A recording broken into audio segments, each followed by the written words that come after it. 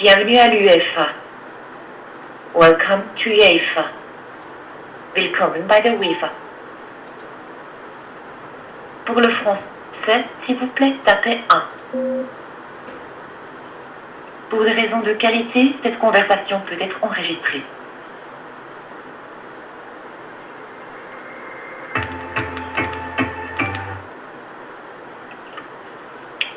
Bonjour, Daniela Appareil, comment puis-je vous aider? Oui, bonjour Daniela, je suis journaliste, j'appelle de l'étranger et j'aimerais parler à un responsable des relations avec la presse, s'il vous plaît. Oui, je peux juste avoir votre nom, monsieur? Oui, bien sûr, Stéphane Juffa, J-U-2-F-A. Un petit instant, je vous prie. Je vous remercie.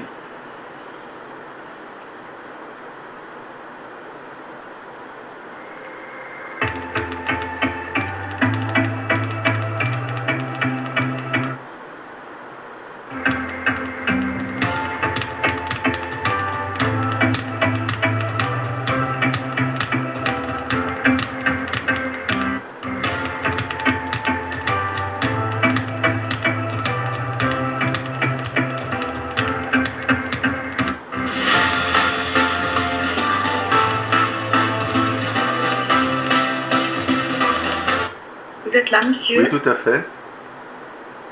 Alors, vous pouvez... En fait, il y a deux solutions. Vous pouvez écrire ou je vous transfère l'appel. Ah non, j'aimerais que vous me transfériez l'appel parce que c'est urgent. C'est urgent. D'accord, d'accord.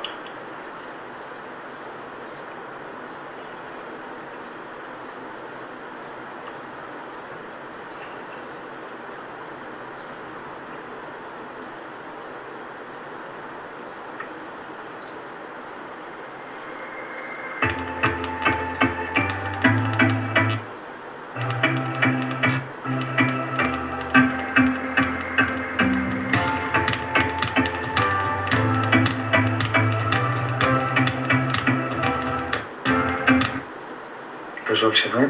Oui, bonjour. Bonjour, oui. Oui, bonjour. Mon nom est Stéphane Juffa, je suis journaliste, je travaille à la Metula News Agency en Israël et j'aimerais parler à un responsable des relations avec la presse, s'il vous plaît. Qu'est-ce que vous cherchez exactement comme information, s'il vous plaît? Des informations concernant la rencontre de Coupe d'Europe de ce soir entre le Football Club de Strasbourg et le Maccabi Haïfa. D'accord, et vous cherchez quoi exactement, ça va quoi? J'ai des questions à poser sur le point de vue de l'UEFA par rapport aux mesures restrictives concernant les supporters du Maccabi Haïfa à Strasbourg. Vous êtes au service de presse, là, ici. Vous avez appelé le... J'ai pas compris, monsieur. Vous avez appelé le service médial ici. J'ai été transféré, c'est pas moi qui ai choisi, j'ai demandé le service de presse. C'est tout bon, ok. Alors, donc, vous voulez savoir quoi concernant ce match? Voilà, les autorités françaises ont décrété des limitations drastiques par rapport d'abord au nombre des supporters qui sont autorisés à assister au match. Ils les ont limités à 600, alors qu'il y a déjà 1000 supporters qui ont fait le voyage avant même que ces mesures soient décrétées. De plus, les supporters israéliens n'ont pas le droit de se promener comme tels, comme israéliens, dans plusieurs secteurs de Strasbourg. Et ils n'ont pas le droit, je crois que c'est une première fois dans l'histoire de l'UEFA. Quelque chose de, je dirais pas de courant, mais c'est quelque chose qui arrive parce que tout dépend des décisions et des mesures prises par les autorités locales et la police afin d'assurer la sécurité du match. Oui, je comprends bien, mais par exemple, ça s'est passé à quelle autre occasion? Parce que je suis tous les matchs, je suis journaliste sportif et j'ai jamais entendu. Pardon? On n'a pas une limite des matchs parce que ça arrive assez souvent en fait, où justement les autorités locales sont compétentes pour prendre les mesures nécessaires.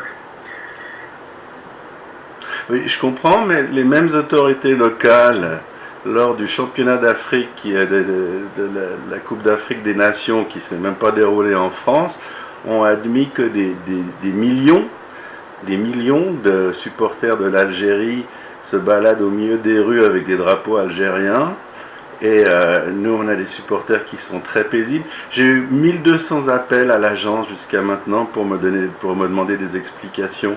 Mais alors, la première question, c'est est-ce que le fait d'empêcher des supporters d'une équipe visiteuse, alors que les supporters de l'équipe strasbourgeoise pourront arborer tous les drapeaux qu'ils veulent, est-ce que par rapport aux règles de l'UEFA, c'est permis? Oui, c'est ça que j'essaie de vous expliquer, que par rapport aux règles de l'UEFA, Ouais. vous laissez la décision de la police, des autorités qui prévaut. Qui prévaut. Donc ils peuvent. Par exemple, Oui. il y a eu des matchs l'année passée Oui. concernant Saint-Étienne et un déplacement d'une équipe étrangère. Pour des raisons de sécurité, ils avaient par exemple interdit les mouvements des supporters du club visiteur justement d'aller au match. Vous voyez, ça dépend. C'est pas une décision de l'UEFA. L'UEFA, quand si vous voulez consulter par les autorités locales de la police et le club hôte qui organise les matchs et qui est responsable aussi de la sécurité, et ils prennent les décisions. Non, je comprends bien, mais vous êtes quand même responsable de l'esprit sportif, parce que s'il n'y a pas de supporters israéliens au match, et puis qu'il y a 25 000 supporters de Strasbourg, il n'y a pas d'esprit sportif. Alors, dans l'absolu... Oui, non, je sais. Non, mais je comprends très bien, hein, c'est pas une question de qui est pour le sportif ou pas pour le sportif. C'est que pour des raisons de sécurité, il y a des fois où la police et les autorités locales prennent la décision. Oui, je comprends bien, j'ai bien compris. Mais ce que vous voulez me dire, c'est... Je comprends très bien aussi qu'il y a un côté sportif. Hein. Ouais, ben c'est ce qui nous intéresse le plus à l'UEFA et pour les journalistes sportifs et pour les supporters. Par exemple, ces supporters, ils ont payé 2500 € leur billet d'avion, leur hôtel pour voir le match, et ils vont se faire refouler au stade. Est-ce que c'est normal? Non, mais je comprends. C'est la même chose, par exemple, pour un match où les supporters ont, par exemple, acheté des billets pour voir telle rencontre, et entre-temps, il y a une décision disciplinaire qui interdit et c'est à huis clos. Oui, mais disciplinaire, un autre exemple. Je comprends bien, disciplinaire, mais ces supporters-là, et moi je suis tout... Non, mais dans ce cas-là, disciplinaire, les supporters sont aussi pénalisés parce qu'ils ont déjà acheté leur billet.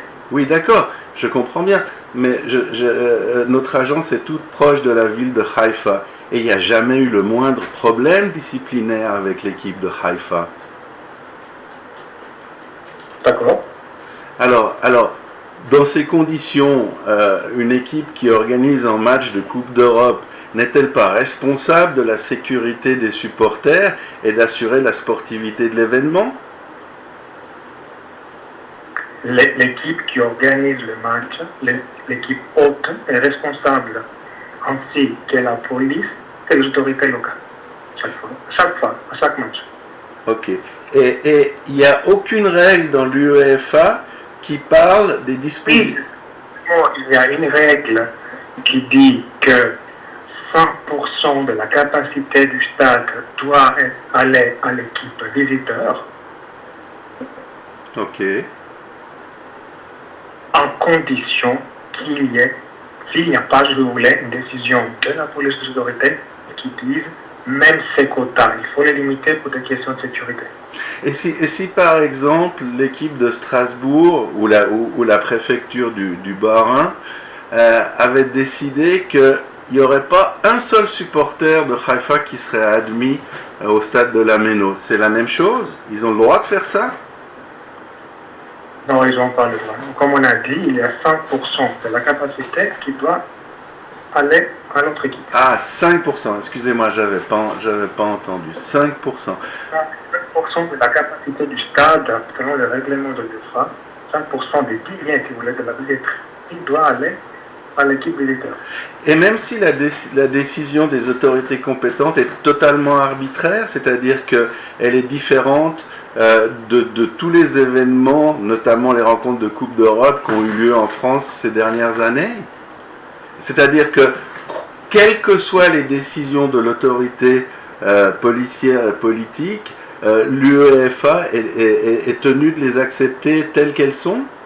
Non, l'UEFA est concertée avec le club hôte et les autorités, comme vous avez dit, police et locales, tout, Oui. la ville et tout ce qui est. En fonction de ça, ils prennent la décision d'avoir ou pas des visiteurs où il faut restreindre encore plus 5%. Même s'il n'y a pas de raison absolue, je dirais. Après l'élection, il y a une concertation par les différents côtés, mais tous les partis, en fait, si vous voulez, ils sont... Toutes les parties concernées sont dans les discussions.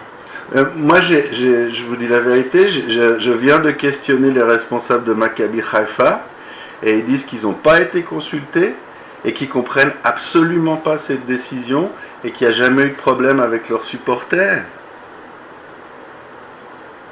Alors, une autre question, est-ce que en prenant cette décision ou avant de prendre cette décision, les autorités françaises ont consulté l'UEFA? Ça s'est fait cette consultation?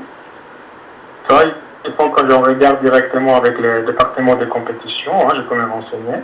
Ok.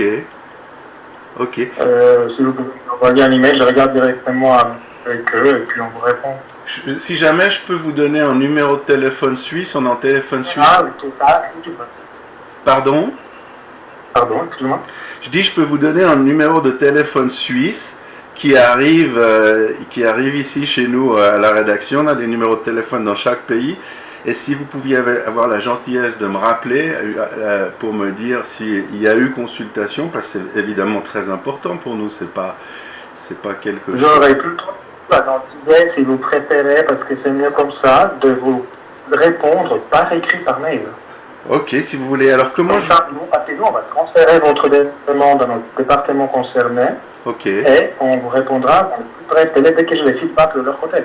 Ça veut dire plus tard cet après-midi, imagine. Ah, bah c'est très bien. Alors, est-ce que vous pouvez me donner votre nom et l'adresse? Vous envoyez. En fait, envoyez juste une demande en disant est-ce qu'il y a des épreuves sur la question que vous venez de poser là concernant la consultation de l'UEFA dans cette mesure. Ouais. Et le texte, le mail, c'est média, au singulier, Ok. @uefa.ch. uefa.ch. Et votre nom, monsieur, est-ce que je peux l'avoir? Vous pouvez l'envoyer directement au service de presse, je vais informer mes collègues là, médias. Je comprends. Dès qu'on reçoit la demande... J'ai compris. Mais vous voulez pas me donner votre nom? Non, on n'a pas le droit d'être cité, justement. Ah bon, parce que moi je vous ai donné mon nom. Directement au service de presse, on n'est pas nombreux de toute manière. Ouais, mais je sais pas, je vois pas de raison. Si on se parle, vous m'avez pas dit des choses qui allaient à l'encontre de la logique. En général, vous savez, les médias, en général, on n'est pas un côté. D'accord. Et j'ai encore une question.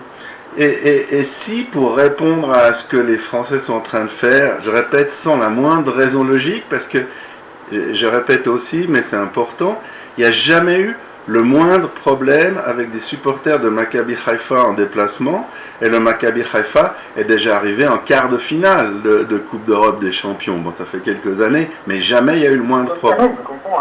Il n'y a jamais eu le moindre problème. Alors, oui. Moi, je comprends très bien. On va regarder le cas spécifique avec nos départements concernés à la tête, le département qui gère justement l'organisation du match, Ok. de l'Europa League, etc. Et on verra. Mais je voulais juste vous informer que ce n'est pas la première fois qu'on a des restrictions comme ça pour un match afin d'assurer la sécurité. Oui, je comprends. Maintenant, où il n'y a pas un problème de sécurité, c'est plutôt aux autorités compétentes de les juger.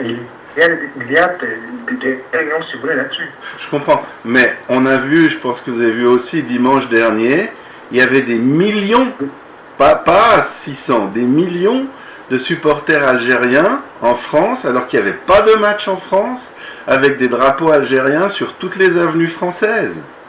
Et là, on parle de 1000 supporters très décisifs. C'est une question sur un match qui n'est pas de l'UEFA. Oui, je comprends que ce n'est pas un match de l'UEFA, mais c'est une compétition sportive. On fait commenter et parler des célébrations suite à un match dans un autre pays de là où il y a eu lieu. sais pas. Non, mais je comprends tout à fait. Mais on parle d'un match de football, on parle du même pays qu'est la France, et on parle de mesures restrictives. Donc, il devrait, à mon avis... Regardez avec les autorités. Nous, attendons voir d'abord le On va le faire, on va le faire. Et après, il se peut qu'ils vous envoient directement aux autorités police de la ville de Strasbourg. Oui, on va le faire. De toute façon, dans 10 minutes, je vais les interroger. J'ai encore une autre question. La dernière, parce que vous m'avez répondu très gentiment. Si au match retour, par des sortes de mesures répressives ou pour conserver l'égalité de l'ambiance dans le stade, le Maccabi Haïfa refusait d'accueillir des supporters français, donc pas le Maccabi Haïfa, je rectifie, les autorités israéliennes, est-ce que ce serait aussi acceptable pour l'UEFA? Encore une fois, c'est cas par cas. Les autorités locales, et la police, et les clubs, et avec l'UEFA, regardez tout ça. Ok. Donc, la question la plus importante maintenant... Par cas, c'est pas parce qu'on l'a fait à Strasbourg, on doit le faire là-bas. C'est cas par cas, en fait, chaque match. Je comprends. Parce que chaque match a ses particularités en fonction du lieu. Je comprends tout à fait. Ce que je comprends moins, c'est que sans raison logique, sans base disciplinaire, parce qu'il n'y a pas de punition ni d'amende qui ont été décernées ni par l'UEFA ni par personne contre le Maccabi Haïfa, ça ce sont les conditions qui entourent cette décision. Alors, je vais m'en tenir et je vais vous faire ce mail évidemment à la question qu'on s'est posée tout à l'heure, de savoir si il y a eu concertation entre les autorités françaises et l'UEFA, et si l'UEFA a donné son accord pour vaut la peine d'enquêter un peu ouais, parce plus et voir justement si l'UEFA est au courant de ça et il a donné son accord. Exactement. Tout à fait. Ça nous intéresse énormément parce que pour nous... C'est intéressant, mais on va regarder nous à la ouais, je comprends. Je comprends et j'ai totalement confiance en votre bonne foi, mais vous imaginez pour un pays comme le nôtre qui adore le football, d'avoir des gens qui, même sans drapeau, n'ont pas le droit de se balader dans la ville de Strasbourg. Je ne sais pas si vous entendez bien ce que je dis. Ici, ça nous apparaît... Encore une fois, juste pour préciser maintenant. Ouais. L'UEFA, ils vont recevoir une réponse et quand vous recevrez la réponse plus tard, okay. Ça ne concernera que le match. Maintenant, vous me parlez d'apparition des drapeaux ou pas des drapeaux dans la ville. Ça, l'UEFA ne s'occupe pas de la ville. Non, je ne parle pas des drapeaux. Je parle pas des drapeaux. En général. Ah, je parle de la présence de personnes. C'est-à-dire que si on vous dit à vous, monsieur... Oui. Je peux terminer la question? Si on vous dit, vous, monsieur, sans donner d'explication, vous n'avez pas le droit de vous balader à Nyon. Ok? Est-ce que c'est acceptable? Est-ce que tout est acceptable pour l'UEFA, même si je comprends bien que l'UEFA n'est pas responsable de la sécurité du match? Mais est-ce que l'UEFA... Voilà. Posez la question, mais vous allez voir que l'UEFA se prononcera sur l'organisation du match, okay. La sécurité, mais pas sur les décisions des autorités locales d'interdire aux pas supporters de se promener en ville. Parce que moi, il y a, je crois, 2 ans, j'étais en face de votre organisation, d'ailleurs un magnifique bâtiment au bord du lac, au stade de Nyon, pour les qualifications des équipes nationales de moins de 20 ans, et j'ai assisté à un match entre la formation nationale d'Israël et celle de Géorgie. Et il n'y a pas eu le moindre problème, quoi. C'était même, l'ambiance était extraordinaire et magnifique. C'est une équipe du même pays, c'est une situation politique qui est la même, donc vous comprenez quand même qu'on est un petit peu surpris de ces dispositions. Je comprends votre remarque, mais voyons voir ce qu'il dit notre département. Ça marche très bien. Je vous remercie beaucoup de votre patience et je vais vous envoyer ce mail. Comme ça, on peut suivre la réponse dès qu'on a reçu. Je vous remercie beaucoup, monsieur. Je vous souhaite une bonne fin de journée. Merci, bon après-midi. Au revoir.